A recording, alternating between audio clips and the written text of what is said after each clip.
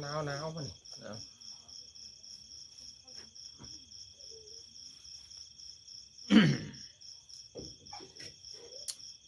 แต่คน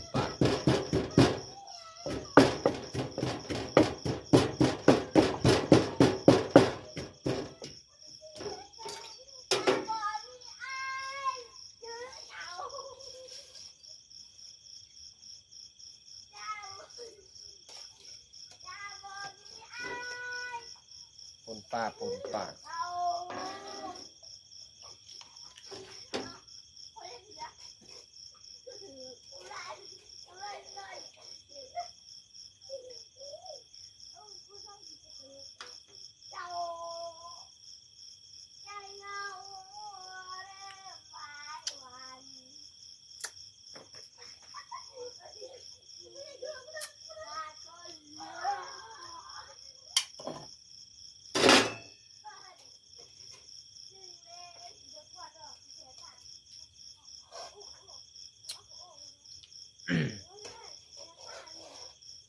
อาไว้แม่อาไว้แม่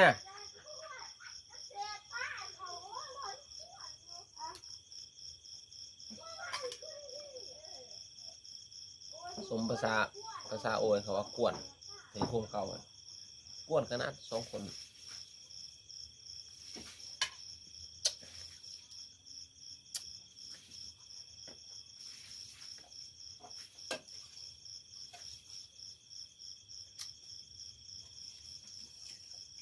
ดอกของหอมเปรย์นี่พี่น้องมีสิทิมเลยเอาใส่ต้มปลาต้มยังแซ่บ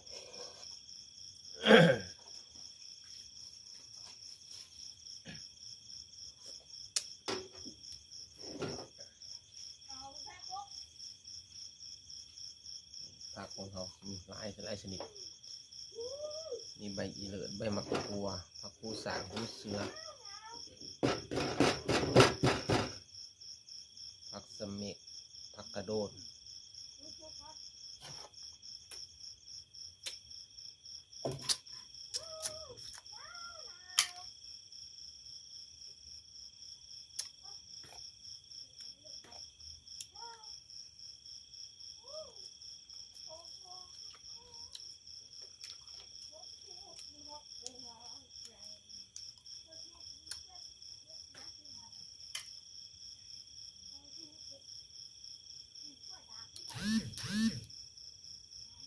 คิดอยากกินปนป่า